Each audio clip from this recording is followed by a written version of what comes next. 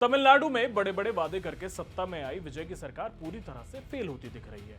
Social media की reels पर entry करने वाले विजय को सीएम बनाकर तमिलनाडु के लोग ठगा हुआ महसूस कर रहे हैं। साउथ के सबसे अमीर और समृद्ध राज्यों में से एक तमिलनाडु में आज जोसेफ विजय के मुख्यमंत्री बनते ही चुनौतियों का ऐसा पहाड़ टूट पड़ा है कि लोग परेशान हैं।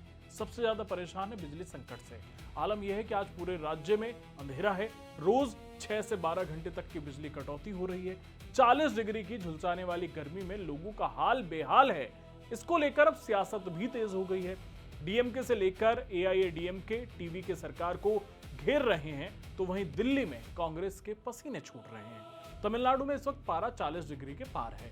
इस भयंकर गर्मी में जहां लोग 1 मिनट भी बिना पंखे के नहीं रह सकते, वहां 6 से 12 घंटे का पावर कट किया जा रहा है। सवाल पूछा जा रहा है कि क्या इसी बदलाव के लिए तमिलनाडु की जनता ने विजय पर भरोसा किया था?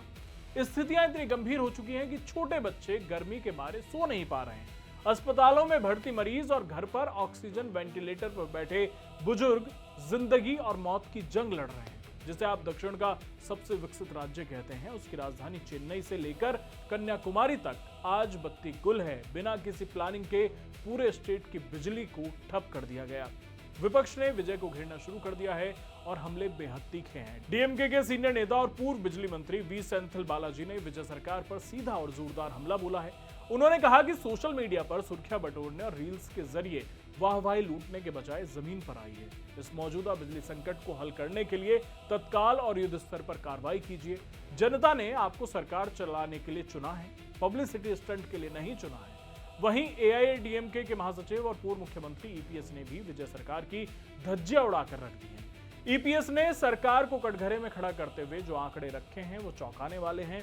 उन्होंने दावा किया है कि इस अघोषित बिजली कटौती ने राज्य की रीढ़ की हड्डी तोड़ दी है। बिजली ना होने से फैक्ट्रियां बंद पड़ी हैं, प्रोडक्शन ठप है और करोड़ों का नुकसान हो रहा है। इस बिजली संकट ने कांग्रेस के लिए बहुत बड़ी मुश्किल खड़ी कर दी है। तमिलनाडु की राजनीति में जो नए समीकरण बन रहे थे, उसमें कांग्रेस बैकफुट पर आ गई है। जनता का गुस्सा सिर्फ विजय पर नहीं, बल्कि उनके सहयोगियों और मौन साधे बैठी कांग्रेस पर भी फूट रहा है। विपक्ष पूछ रहा है कि जो कांग्रेस देश भर में ज्ञान बांटती है, वो तमिलनाडु की जनता की परेशानी पर चुप क्यों है? कांग्रेस के लिए यह स्थिति ना उगलते बन रही है ना निगलते। राजनीति में एंट्री करना, रैलियों में भीड़ जुटाना और फिल्मी डायलॉग मारना बहुत आसान होता है, लेकिन जब सत्ता की जिम्मेदारी कंधों पर आती है तो हकीकत से सामना होता है। विजय की टीवी की सरकार अपने पहले इम्तिहान में पूरी तरह फेल साबित हो चुकी है। अगर राज्य को जल्द ही इस अंधेरे से नहीं निकाला गया, तो जो जनता आज सड़कों पर उतरी है, वो कल इस सरकार को उखाड़ फेंकने में भी देर नहीं लगाएगी। आपको क्या लगता है? क्या विजय तमिलनाडु को संभालने में नाकाम हो रहे हैं? हमें कमेंट बॉक्स में अपनी राय जरूर बताएं। चैनल सब्सक्राइब करना ना भूलें। आपका चैनल सब्सक्राइब करना हमें हौसला देता है, हमें मजबूती देता है।